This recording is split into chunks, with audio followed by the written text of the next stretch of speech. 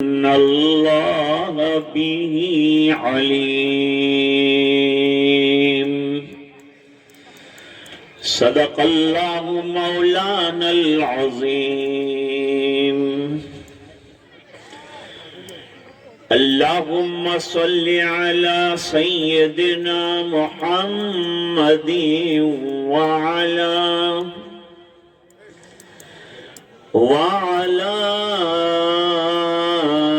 آل سيدنا محمد وبارك وسلم.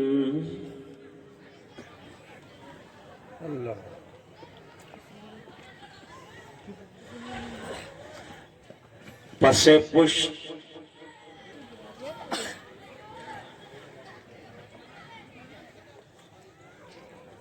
تشریف فرما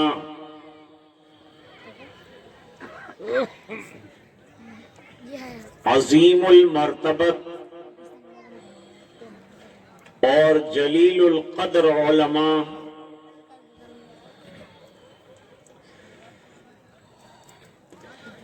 مجمع میں تشریف فرما علماء، حفاظ، ائمہ، مفتیان کرام،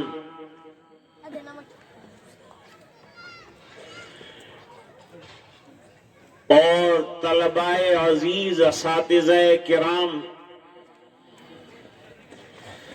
بزرگوں اور دینی بھائیوں،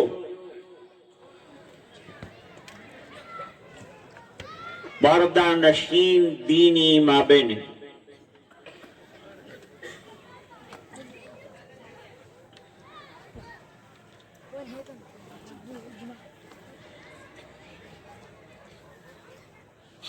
یہ زندگی جو اللہ نے ہمیں عطا فرمائی ہے،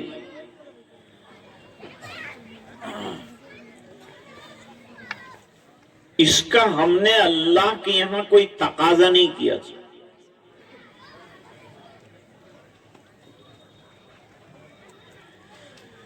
زندگی کی یہ قیمتی نعمت بغیر مانگے اللہ نے دی.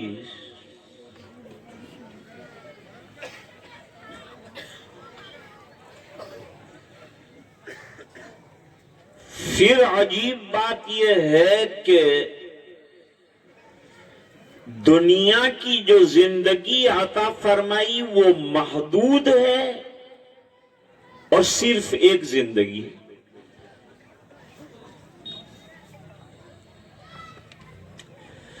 کوئی اچھا شاعر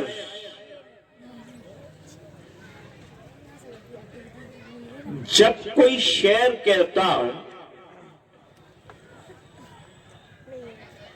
لوگ اسے درخواست کرتے ہیں دوبارہ ارشاد فرمائیں، تو شعر ریپیٹ ہو سکتا ہے، دوبارہ کہا جا سکتا ہے، سہبارہ کہا جا سکتا ہے.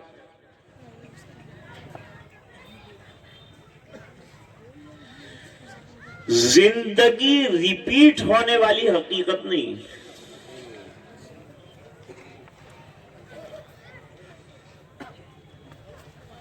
سوال یہ ہے کہ یہ جو بھی لیمیٹڈ زندگی اللہ نے 60 سال، 70 سال، 100 سال، جتنی بھی عطا فرمائی،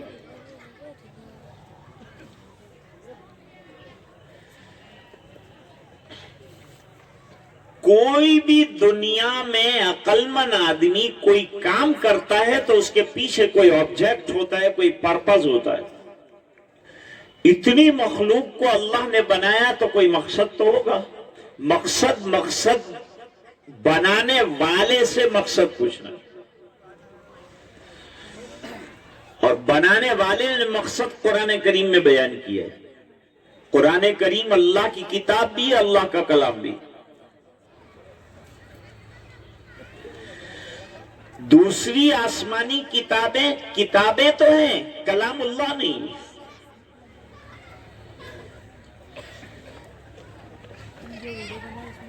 چنانچہ ایک حدیث میں فرمایا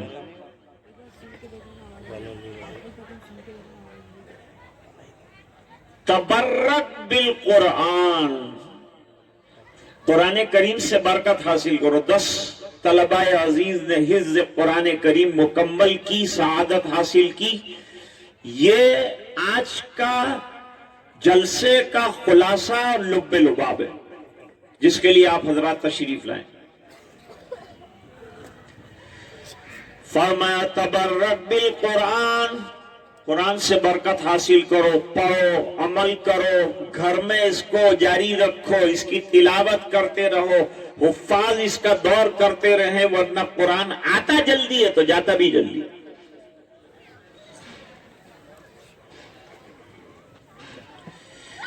حدیث میں فرمایا کہ اگر قرآن سے بے اعتنائی کی گئی تو قرآن کریم ایسا نکل کر بھاگتا ہے سینے سے جیسے نکیل سے اونٹ نکل کر بھاگتا ہے.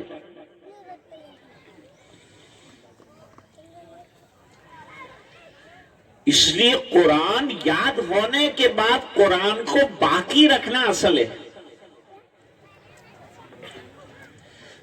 اور کوئی بھی چیز باقی رکھنے کے لیے جتن کرنا پڑتا ہے، محنت کرنی پڑتی ہے، قربانی دینی پڑتی ہے، سیکریفائس کرنا پڑتا ہے تو چیز باقی رہتی ہے. باغ کو سجانا ہو تو محنت درکار ہے، مکان کو سجانا ہو تو محنت درکار ہے، زندگی کو سجانا ہو تو عملی محنت درکار ہے.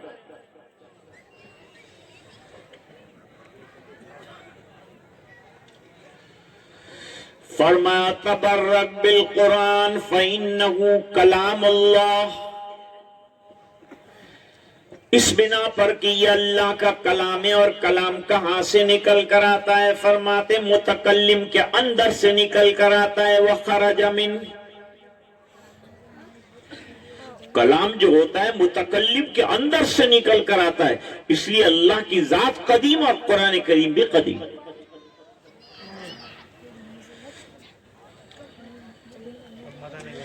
اور یہ کتنا بڑا شرف ہے کہ یوں نہیں فرمایا کہ سمجھ میں نہیں آئے گا تو اجر نہیں دیں گے، فرمایا سمجھ میں نہیں آئے گا اس کے باوجود ہر حرف پر 10 نیکیاں دے دیں. اور امام غزالی رحمت اللہ علیہ نے تو لکھا کہ نماز میں اگر قرآن پڑھے تو ہر حرف پر 100 نیکیاں اللہ دے گا.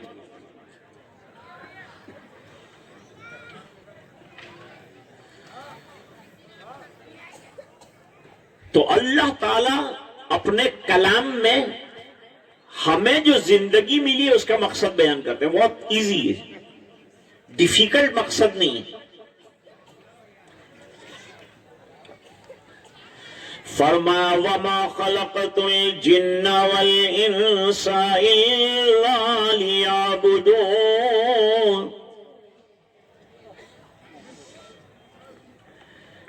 ہم نے جنات کو اور انسان کو پیدا کیا اپنی معرفت کے لیے، عبادت کے لیے. عبادت وہی کرے گا جسے معرفت نصیب ہو جائے، وہ عبادت کرے گا. علماء بیٹھے ہیں، معرفت کو سمجھاتا ہوں. یہ بہت سنا ہم نے کہ معرفت یہ معرفت ہے کیا چیز؟ پہچان.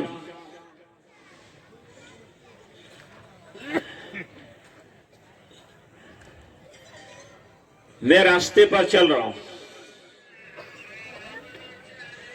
2 طالب علم آ رہے ہیں جن کو معلوم ہے کہ استاد جا رہے ہیں، آ رہے ہیں. فوراً کنارے پر ہو جائے گا، ٹوپی ٹھیک کر لے گا، لباس ٹھیک کر لے گا، ادب سے کھڑا ہو جائے گا، مجھے جگہ دے دے گا. کیوں؟ طالب علم کو استاد کی معرفت ہے، حاصل ہے. یہ بہت آسان سمجھا رہا ہوں معرفت. میں جا رہا ہوں، ایک پیکر راستے کے اندر ملا جو سگریٹ کا دھواں میرے چہرے پہ چھوڑتا ہے.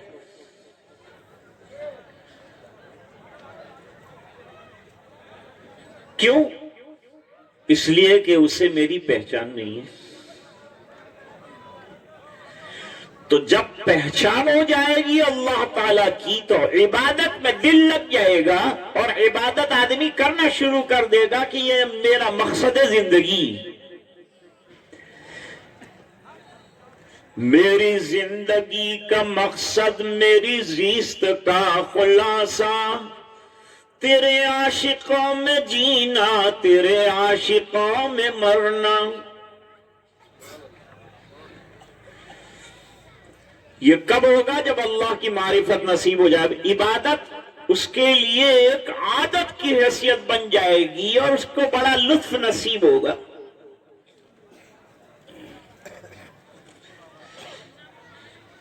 کیونکہ آدمی جب مقصد پر کام کرتا ہے تو تھکتا نہیں ہے، اور مقصد سے زیادہ یا بیونڈ دی آبجیکٹ کام کرتا ہے تو تھک جاتا ہے۔ اس کی کیا دلیل ہے؟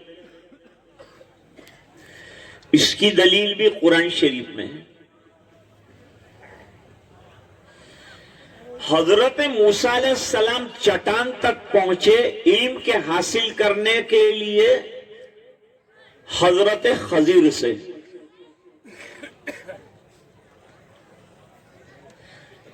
یاد رہے کہ خضر بھی کہتے ہیں اور خضر بھی کہتے ہیں، اور خضر اور خضر کا مطلب ہریالی کے ہیں۔ جہاں حضرت خضر بیٹھ جاتے ہیں وہاں سبزہ پیدا ہو جاتا ہے، ہری گھاس پیدا ہو جاتی ہے، جیسا کہ ہمارے بیٹھنے سے سوکھ جاتی ہے۔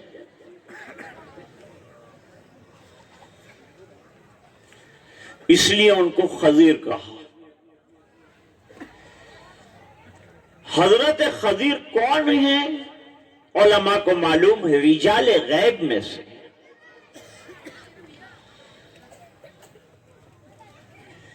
رجال غیب کون ہوتے ہیں؟ جو عناصر کی بھاپ سے پیدا کیے جاتے ہیں۔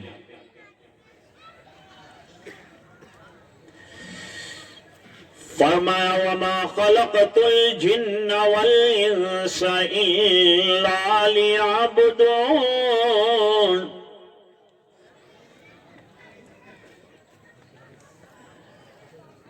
چٹان پر لیٹے، مچھلی بھی رکھی، صبح میں چلے، تھوڑی دیر چلنے کے بعد، حالانکہ گزشتہ 2 دن سے چل رہے تھے، چٹان پہ آ کے آرام کیا، آگے چل رہے ہیں تو 2 دن کا فریشنس آ جانا چاہیے چلنے کے لیے، لیکن چند کلومیٹر کے بعد کہا لَقَدْ لَقِينَا مِن سَفَرِنَا هَذَا نَصَبًا۔ ہم لوگ اس سفر میں بہت تھک گئے۔ تو ابھی تک تو تھکے نہیں تھی، اب کیسے تھک گئے؟ مقصد سے آگے جا رہے ہیں اس لیے تھک گئے۔ وہ چٹان کے پاس مقصد تھا، وہاں تک نہیں تھکے، اور مقصد سے آگے بڑھے تو تھک گئے۔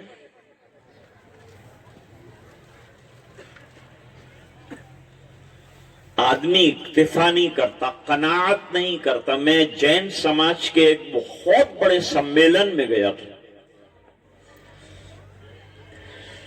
تو وہاں جین جو رشی مونی تھے انہوں نے چند نوجوانوں کو پیش کیا کہ انہوں نے 6 مہینے سے روزہ رکھا تھا، 6 مہینے کا روزہ ہے ان کا، اور انہوں نے دیکشا لی ہے، یہ کروڑ پتی ہیں۔ وہ سب پڑھے لکھے اور ایجوکیٹڈ تھے، جو نوجوان لڑکے تھے، ان میں سے ایک سے وہ گروجی نے کہا کہ وہ نظم سناؤ ان کو۔ ان کے یہاں بھی قناعت ہے، ہر دھرم کے اندر قناعت کا کوئی نہ کوئی حصہ ہوتا ہے۔ اس کو انگریزی میں کنٹینٹمنٹ کہتے ہیں اور ہندی زبان میں اس کو سنیم کہتے ہیں۔ تو اس نے بہت لمبی نظر سنائی، اس کا عنوان یہ تھا کہ سنیم مئے جیون ہو۔ اگر آپ کی زندگی میں قناعت نہیں آئی تو پوری زندگی پریشان رہیں گے، زیادہ سے زیادہ حاصل کرنے اور بٹورنے کے چکر میں زندگی کا لطف ختم ہو جائے گا۔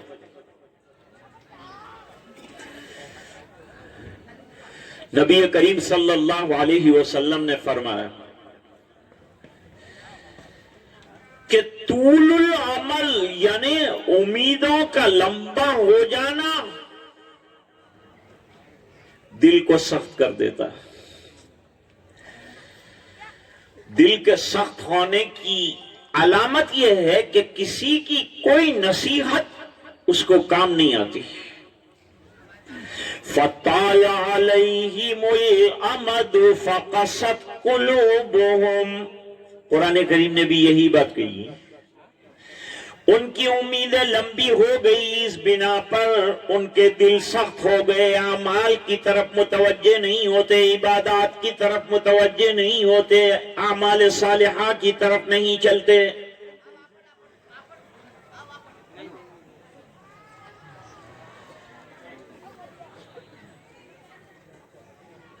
تو معرفت سے آدمی عبادت تک پہنچتا ہے، اور عبادت اگر صحیح معنی میں اخلاص کے ساتھ نصیب ہو جائے تو جنت تک پہنچے. کسی بزرگ سے پوچھا گیا تھا کہ ہم میں اور جنت میں ڈسٹنس کتنا ہے، فاصلہ کتنا ہے؟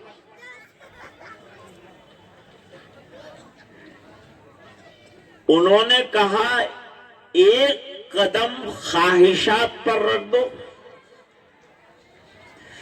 اپنی خواہش کو کچل ڈالو، دوسرا قدم جنت میں رکھ دو. اللہ قرآن میں فرماتے ہیں وَأَمَّا مَنْ خَافَ مَقَامَ رَبِّهِ وَنَهَى النَّفْسَ عَنِ الْهَوَىٰ فَإِنَّ الْجَنَّةَ هِيَ الْمَأْوَىٰ.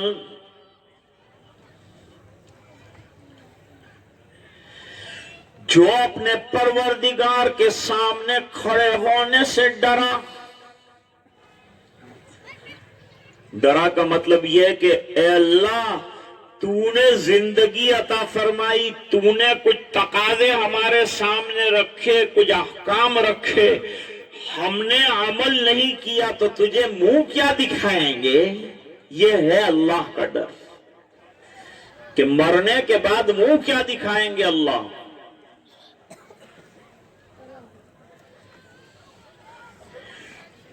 نفسانی خواہشات ایسی ہیں کہ خواہش ختم ہی نہیں ہوتی.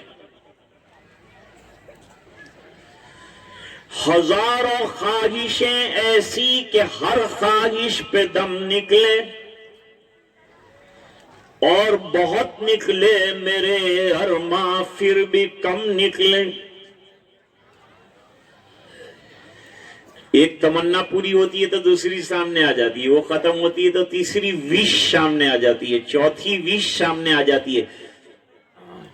قبر کے مردے کو اٹھاؤ اور پوچھو کہ کیا بنا تیرا، تو وہ یوں کہے گا کہ یہ قبر کی مٹی جو ہے نا وہ میری خواہشوں کا ڈھیر ہے. تم نے میرے اوپر مٹی ڈال کر میری خواہشوں کو ہمیشہ کے لیے دفنا دیا.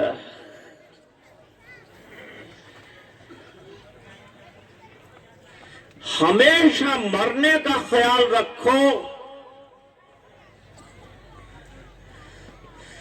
جس دور پہ ناز آتی دنیا ہم اب وہ زمانہ بھول گئے. غیروں کی کہانی یاد رہی خود اپنا فسانہ بھول گئے. منہ دیکھ لیا آئینے میں پر داغ نہ دیکھا سینے میں. جی ایسا لگایا جینے میں مرنے کو مسلمان بھول گئے. میری آپ کی اور اللہ والوں کی تکبیر میں کیا فرق؟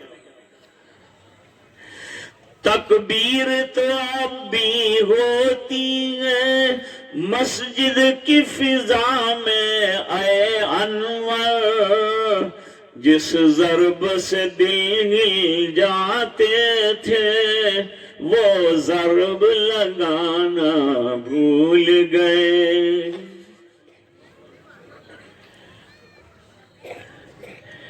اپنی خواہشات کو ختم. جب تک آپ کنٹرول نہیں کریں گے اپنے آپ کو، وہاں تک خواہشات کنٹرول میں نہیں آئیں گی، اور نہیں آئیں گی تو برائیاں ہوں گی، اعمال طالحہ ہوں گے، اور اعمال صالحہ کی توفیق لے لی جائے گی۔ جب آدمی برائیوں پہ جم جاتا ہے تو اس کی نیکیوں کی توفیق سلب کر لی جاتی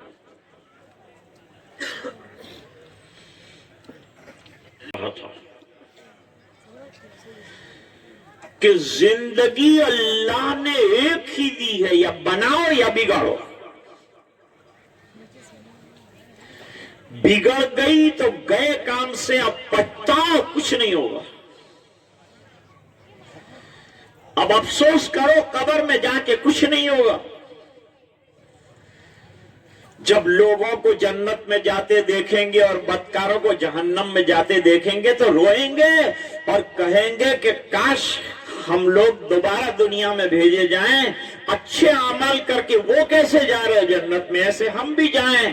اللہ فرمائیں گے time is gone, there is no time to go back in the world. دنیا میں واپس جانے کا ٹائم نہیں ہے۔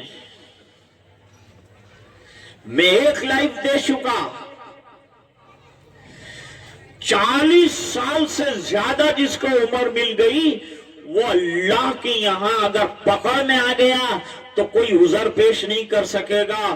شیخ سعدی کہتے ہیں 40 سال عمر عزیزت گزر، 40 سال تک تو نے کیا کیا؟ No excuse in front of Allah subhanahu wa ta'ala after the 40 years age is given from Allah subhanahu wa ta'ala.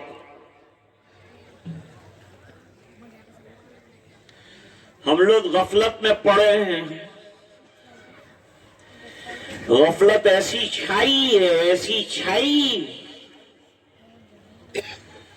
کہ آخرت کا خیال ہمیں نہیں آتا، اور کوئی آخرت کا خیال دلاتا ہے تو بات سمجھ میں نہیں آتی۔ اس بنا پر کہ دنیا نے مادہ اتنا سمجھایا، مٹیریل کو اتنا سمجھایا کہ روحانیت ہی ہمارے اندر سے ختم کر کے رکھ دی۔ مادے کے پیچھے آج انسان دوڑ رہا ہے، روحانیت اس کے اندر سے نکلتی جا رہی ہے۔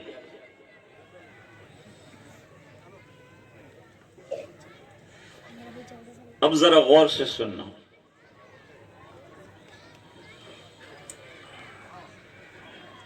شیخ الہند رحمت اللہ علیہ مولانا محمود الحسن صاحب دیوبندی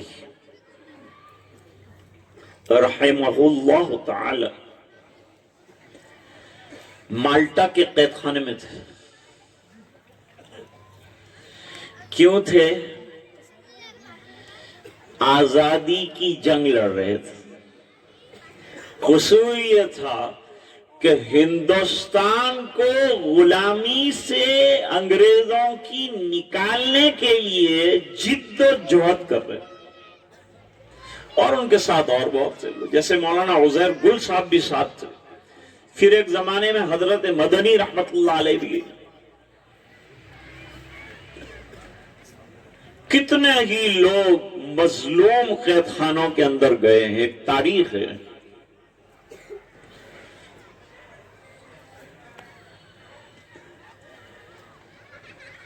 اب مالٹا کے قید خانے میں 2 سال کے بعد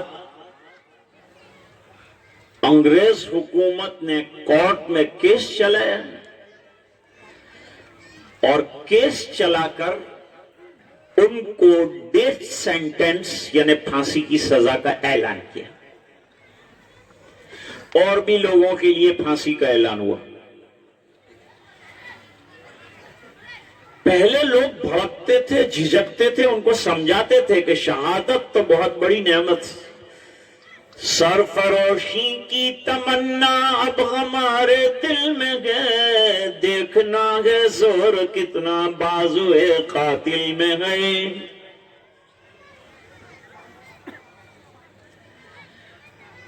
اب جب سزا کا اعلان ہوا تو پھوٹ پھوٹ کر رونے لگے، کھانا چھوڑ دیا، پینا چھوڑ دیا، ناشتہ نہیں، کھانا نہیں۔ ساتھی سب اچنبے میں پڑ گئے، پھانسی کی خبر آتے ہی رونا شروع کر دیا، اتنے ڈر گئے۔ ارے بھائی اللہ والوں کا ڈرنا، ان کا عمل جو ہے اس کو ظاہر پر اور ہمارے حال پر قیاس مت کرو.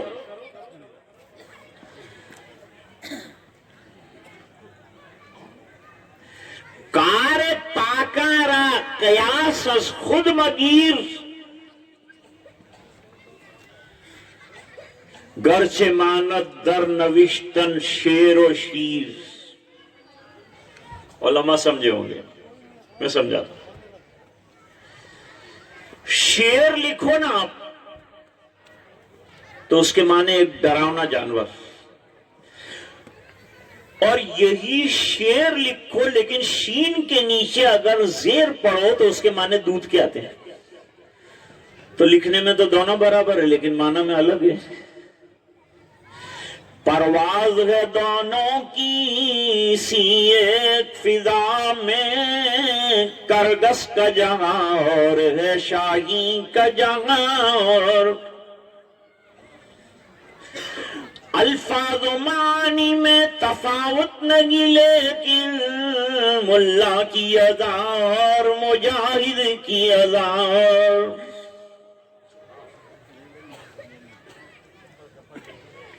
وہ ایک ہورڈنگ دیکھا میں نے،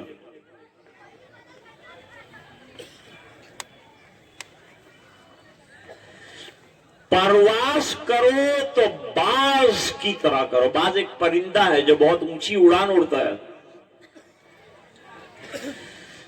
تو پرواز باز کی طرح کرو لیکن دغا باز مت بنو.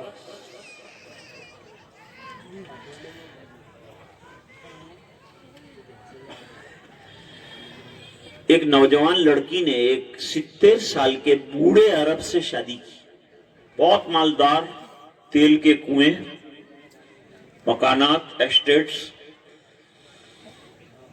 پریس والے پہنچ گئے، لڑکی سے پوچھا کہ آپ نے کیا دیکھ کر یہ 70 سالہ بڈھے کے ساتھ شادی کیا؟ کیا دیکھا آپ نے اس میں؟ لڑکی نے کہا 2 چیز. ایک تو ان کی انکم، دوسرے ان کے دین کم.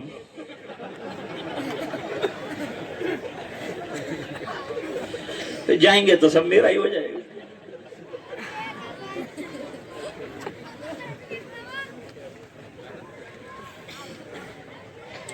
اب شیخ الہند رحمت اللہ علیہ بہت بڑی شخصیت اور پھوٹ پھوٹ کر رو رہے ہیں، آنسو تھمتے نہیں.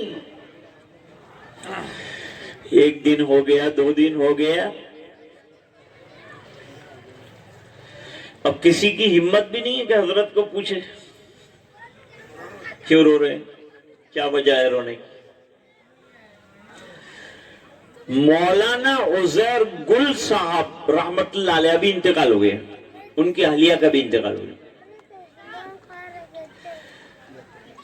ان کی ایک اہلیہ انگریز تھی. مولانا عزیر گل کی ایک اہلیہ انگریز تھی جو مسلمان ہوئی تھی.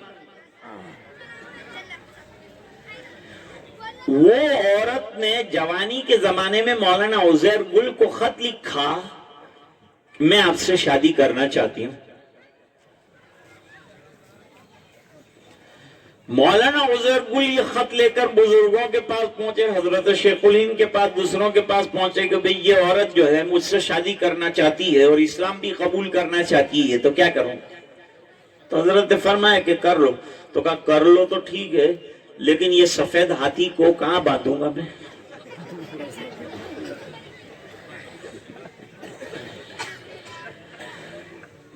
اس کا خرچہ، اس کے ناز نخرے کون اٹھائے گا؟ تمہاری مرضی ہے. نہیں میں اس کو ٹھیک کرتا ہوں، شادی سے پہلے اس کو ٹھیک کرتا ہوں. ایک لیٹر لکھ کر میں تیرے ساتھ شادی کے لیے تیار ہوں لیکن نمبر 1 اسلام لانا پڑے گا، نمبر 2 نماز پڑھنا پڑے گا، تیسرا یہ باہر نہیں جانا پڑے گا، چوتھا نمبر پردہ کرنا پڑے گا، 5واں نمبر برقع پہننا پڑے گا، 6واں نمبر قرآن سیکھنا پڑے گا، 7واں نمبر مسائل کی تعلیم حاصل کرنی پڑے گی. 10 نمبر لکھ کے دے دیے. وہ عورت کے پاس وہ خط گیا، وہ عورت نے خط پڑھا اور خط پڑھنے کے بعد یوں لکھا نیچے کہ یہ سب شرطیں منظور ہے، دستخط کر دی، اور ایک پیپر خالی بھی رکھا اور اس کے اوپر بھی دستخط کر دی اور لکھا کہ دوسری 20 شرطیں اور لگا لیجئے لیکن نکاح آپ سے ہی کروں گی۔ وہ حقیقت میں حضرت کی بزرگی سے متاثر تھا۔ اب بزرگوں کے سامنے پھر رکھا، حضرت یہ تو کسی طرح ماننے کو تیار نہیں ہے اور اسلام اس شان سے قبول کرنا چاہتی ہے اور ہر چیز اس کو منظور بھی ہے۔ لوگوں نے کہا کہ کر لینا چاہیے۔ حضرت نے شادی کر لی۔ جانتے ہو اس کے بعد کیا ہوا؟ وہ انگریز عورت کے پاس قرآن پڑھنے کے لیے اور پردہ سیکھنے کے لیے انڈیا کی عورتیں جاتی تھی کہ تم سکھاؤ پردہ کیا ہے۔ اس نے پردہ ایسا کیا کہ یہاں کی عورتوں کو پردہ سیکھے۔ تو مولانا عزیر گل صاحب نے کہا کہ کیا حضرت بات ہے، تھوڑا بے تکلفی بھی تھی، شاگرد بھی تھے، دوست بھی تھے، بے تکلفی تھی۔ حضرت آپ تو شہادت کی بڑی فضیلتیں بیان کرتے تھے اور اب جب کہ شہادت سر پہ آ کے کھڑی ہے آپ پھوٹ پھوٹ کر رو رہے، ڈر گئے کیا؟ اب آنسو سوکھ گئے۔ یہ بات سننے کے بعد آنسو سوکھ گئے۔ کہا عزیر گل غلط سمجھا تو نے، اور ساتھی یہ سمجھ رہے ہیں تو بھی غلط ہے۔ کیوں رو رہا ہوں جانتے ہو؟ ارے رو اس لیے رہا ہوں کہ اللہ نے لے دے کر ایک زندگی دی، کل سولی پر چڑھا دیا جاؤں گا، زندگی ختم ہو جائے گی میری، لیکن اللہ ایسا بے نیاز ہے کہ کام بھی لیتا ہے اور رد بھی کر دیتا ہے۔ تو کہیں میری پھانسی اور میری شہادت کو اللہ نے رد جو کر دیا تو میں دوسری لائف کہاں سے لاؤں گا کہ جنت میں جاؤں؟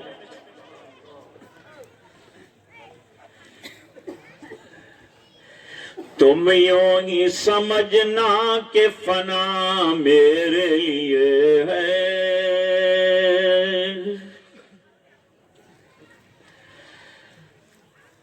مولانا محمد علی جوہر جا رہے تھے برطانیہ، گول میزی پریشد میں انگریزوں سے بات کرنے کے لیے۔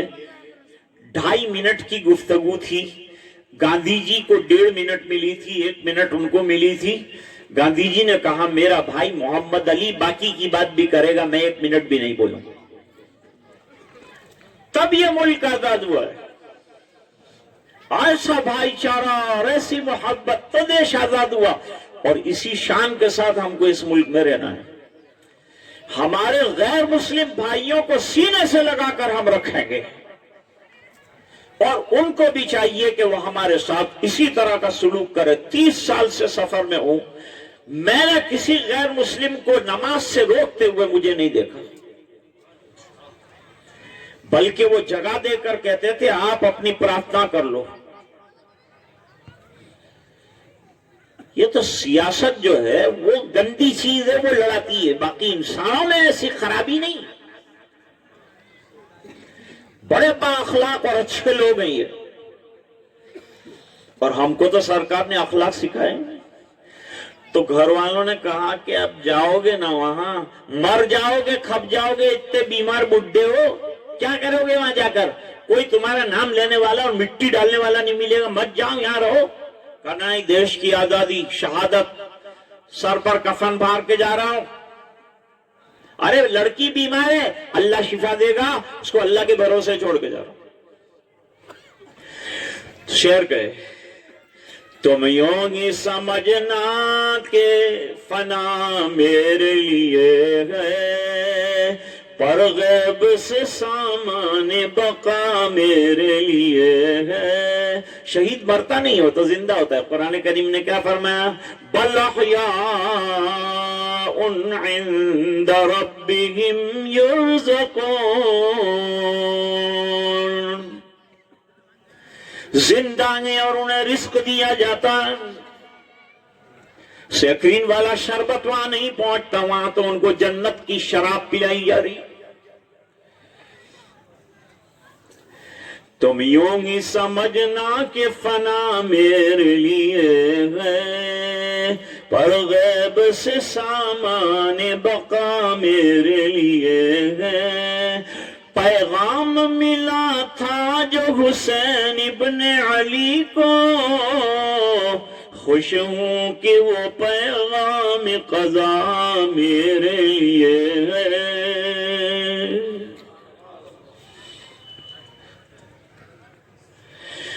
اللہ کے راستے کی جو موت آئے مسیحا، اکثیر یہی ایک دوا میرے لیے ہے. یوں ابر کرم کے تمہیں عشاق بہت لوگ، پر آج کی گنگور گٹا میرے لیے ہے. اور آخری شعر سنیں. توحید تو یہ ہے کہ خدا حشر میں کہہ دے، یہ بندہ دو عالم سے خفا میرے لیے ہے.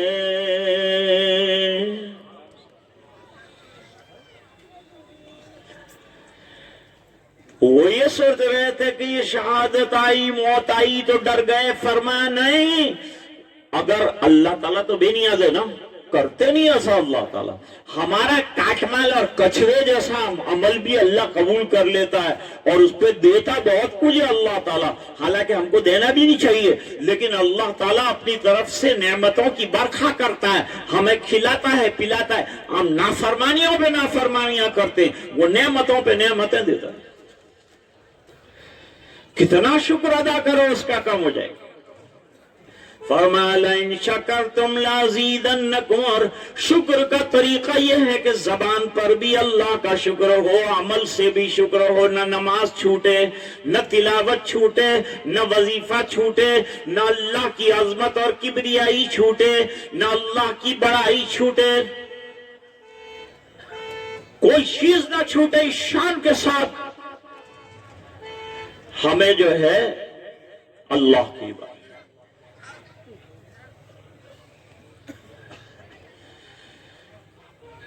بات یہ عرض کر رہا تھا کہ اگر یہ اچھا یہ زندگی دی کیوں ہے؟ ایک تو عبادت کے لیے دی ہے. وہ اب حضرت حکیم الاسلام رحمت اللہ علیہ کے ایک ملفوظ سنو.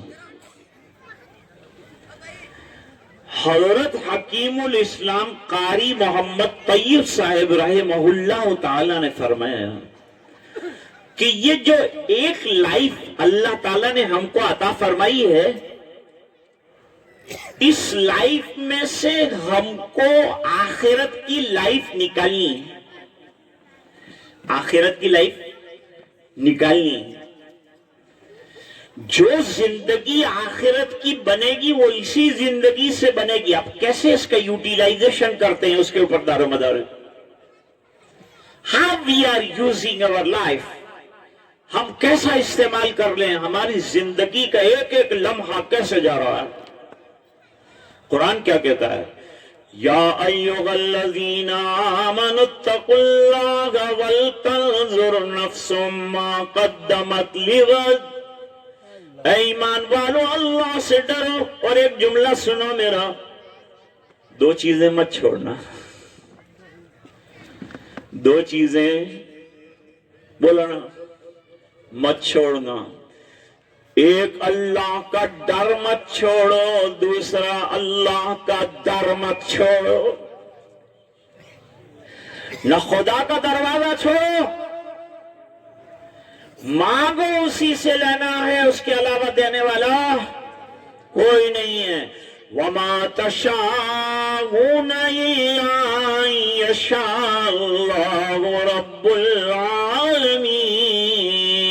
تمہارا چاہنا کوئی چیز نہیں ہے. اللہ فرماتے ہیں میرے چاہنے پہ سب ہوتا ہے، تمہارے چاہنے پہ کچھ بھی نہیں ہوتا.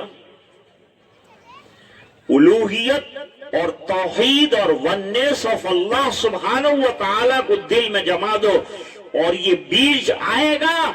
मदरसा जियाउल उलूम में अपने बच्चे को दाखिल कराओ, यहाँ ये तौहीद सीखेगा, यहाँ तालीम पाएगा, यहाँ तरबियत होगी, और यहाँ हाफिज बनेगा, और यहाँ आलिम बनेगा। अल्हम्दुलिल्लाह हजरत मौलाना अबुल हसन साहब का ख्वाब पूरा हो जाए। कितने शागिर्दान मिलते हैं मुझे यहाँ, कितने हजरात बैठे हैं और कितना काम कर रहे हैं।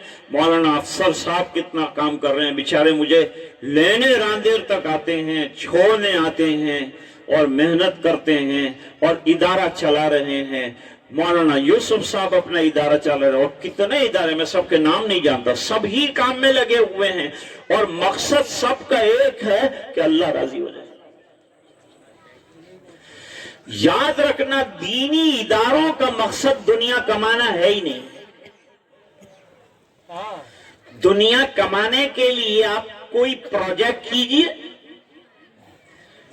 आप तामीर के अंदर कंस्ट्रक्शन में चले जाइए, आप जमीनें फरोख्त कीजिए, आप दुकान चलाइए, आप तिजारत कीजिए, आप कोई कारोबार कीजिए, शरीयत ना नहीं कहती। हमारे मशाइख ताजिर रहे और उन्होंने लिल्लाह काम किया दीन का।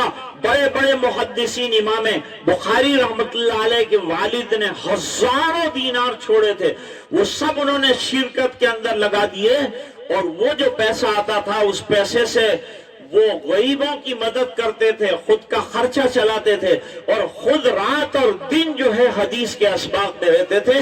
रात को तहज्जुद में 15 पारे पढ़ते। तो मदरसे को दुनिया से क्यों जोड़ा है? भाई हमको जन्नत चाहिए कि नहीं चाहिए, आखिरत चाहिए कि नहीं चाहिए, अल्लाह राजी हो ये चाहिए कि नहीं? हमेशा बीवी को राजी करते रहोगे, मजलिस में उठ के एकदम दीवानों की तरह। ये मोबाइल जो है इसको जिन्नात का असर पैदा करता है। जहां मोबाइल की रिंग बजी के आदमी दीवाना पागल हो जाता है, यहाँ इधर हाथ मारता है, उधर हाथ मारता है, एकदम सबको हटा हटा के मजलिस में। इतना अच्छा काल अल्लाह काल रसूल दीन की कितनी अच्छी बात चल रही थी, उसमें से जो है मैंने पूछा कि किसका फोन था, उठ के बीच में से सब मजलिस को खराब किया गया।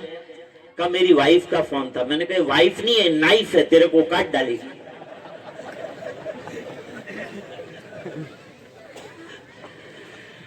तो अल्लाह फरमाते हैं या अय्युहल्लज़ीना आमनुत्तकुल्लाह, डरो अल्लाह से। पहली बात तो ये है, डराएगा तो सब आएगा। वल तंजुर नफ्सुम मा कद्दमत लिगद, और तुम में से हर एक को ये गौर करना चाहिए, ये मुराकबा करना चाहिए, ये फिक्र करना चाहिए, ये खौफ करना चाहिए कि उसने कल के लिए यानी आंख बंद होने के बाद आने वाली जिंदगी के लिए क्या कर रखा है। रमजान में क्या रखते हैं? रोजा। शाम को करते हैं इफ्तार। मुझे किसी ने कहा वहां तुम तो बहुत बड़ी बड़ी कारों में घूमते हो गए। मैंने कहा कारों में घूमते हो गए वो तुझे नजर आता है? और खड़े खड़े 12 साल तक मैंने ट्रेन में सफर किया, वो दिखता है तुझे? बड़ी गाड़ी में जाते तू जाना, तेरे को किसने रोका है? मौलवियों के पीछे तेरे को गाड़ियां नजर आती, उसको अल्लाह ने दिया होगा। तो मैंने तो अल्लाह, वो तो गुजराती में गए, मेरे को तो अल्लाह ने दिया था। मैंने कहा हमको क्या शैतान ने दिया? हमको भी अल्लाह ने दिया। तेरे को हम अल्लाह अल्लाह रात दिन करते, अल्लाह हमको नहीं देगा। इनके वहां मकान बहुत अच्छा बना था। मकान अच्छा बनाया था अल्लाह ने, अच्छा मकान तूने बनाया तो हमने आके दुआ की। हमने बनाया तो तेरे को खटक रहा है, दुआ नहीं करता आके कि अल्लाह मौलाना को दूसरे 4 मकान अता फरमा दे। क्या तकलीफ हो जाएगी तेरे को? मौलाना खुश होंगे तो तेरे को क्या प्रॉब्लम है? खुश होना चाहिए। उलमा की खुशहाली देखकर खुश होना चाहिए उम्मत को, और दुआ करनी चाहिए अल्लाह हमारे उलमा को खुशहाल रख।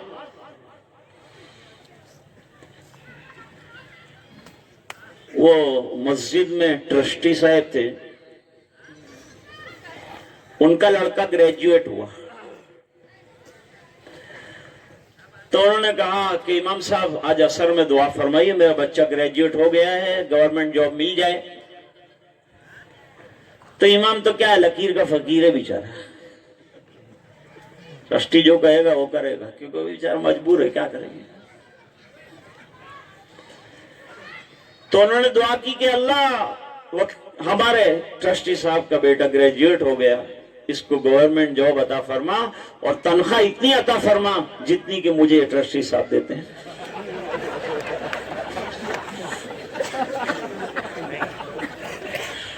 تو ٹرسٹی دعا کے بیچ میں چل رہا ہے کہ یہ کیا دعا کر رہے ہیں، میرے کو گھر کیسے چلے گا اس کا؟ تو کہا میرا کیسے چلتا ہے، تم نے دیکھا کوئی دینا؟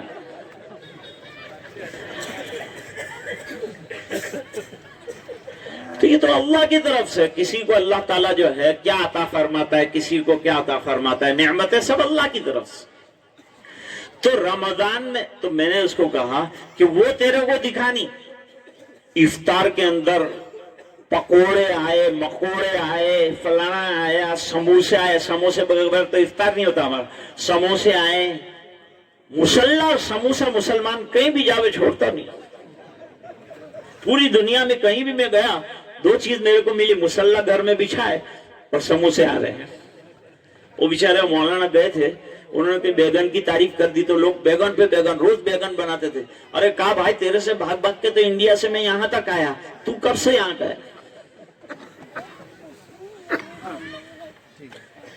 بھائی روزہ رکھتا ہے وہ دے، افطار مت دے۔ سمجھ رہے ہو میری بات؟ کہ اس نے روزہ بھی رکھا تھا تو اللہ افطار دے رہا نہیں دے رہا۔ قربانیاں ہوتی ہے تو اللہ دین بھی دیتا ہے، قربانیاں ہوتی ہے تو اللہ دنیا بھی دیتا ہے۔ دین کی برکت سے دنیا بھی ملتی ہے، محروم نہیں رہتا۔ لیکن دین کی تعلیم حاصل کرنی ہے اللہ کی رضامندی کے لیے، ہماری جنت بنانے کے لیے، آخرت بنانے کے لیے۔ ہم کو وہ بنانے کے لیے اللہ نے دنیا میں بھیجا ہے۔ بنانا کھاؤ اور زندگی بناؤ، اعمال صالحہ پر اپنے آپ کو جماؤ، دین پر محنت کرو۔ ابھی جو اصل تقریر تھی وہ شروع نہیں کی میں نے، لیکن آپ گھبراؤ، میں ختم ہی کر رہا ہوں۔ بات یہ کہی میں نے آج، خلاصۃ الکلام یہ ہے کہ زندگی ایک ہی اللہ نے دی ہے، بہت سنبھل کر، بہت سوچ کر اس کے لمحات کو استعمال کر۔ ایسا نہ ہو کوئی نماز ہماری چوک جائے، ایسا نہ ہو ہمارا کوئی روزہ نکل جائے۔ روزہ نکل جانے کے بعد آپ ایک مہینے تک ایک روزہ رکھیں، لیکن رمضان میں جو روزے کا ثواب اللہ عطا فرماتے ہیں اور جو درجہ عطا فرماتے ہیں غیر رمضان میں نہیں مل سکتا۔ ایک آدمی کی نماز چلی گئی، 27 درجہ ثواب ملنے والا تھا، وہ چلا گیا۔ اب آپ 27 مرتبہ نماز پڑھیں گے تب بھی وہ اجر نہیں ملے گا۔ تو یہ life is very very priceless life لائف، اللہ نے بہت قیمتی، limited but very important and priceless life is given from Almighty Allah subhanahu wa ta'ala. So grab the life and use it nicely in the amal salihah. اپنے زندگی کے لمحات بہت سنبھل کر استعمال کرو، مدرسوں کو تعاون کرو، خیر کے کاموں میں لگاؤ، علماء سے تعلق رکھو۔ دنیا میں آگے بڑھنے کو کوئی نہ نہیں کہتا، آپ چیف جسٹس تک بن جائیں گے خوشی ہوگی۔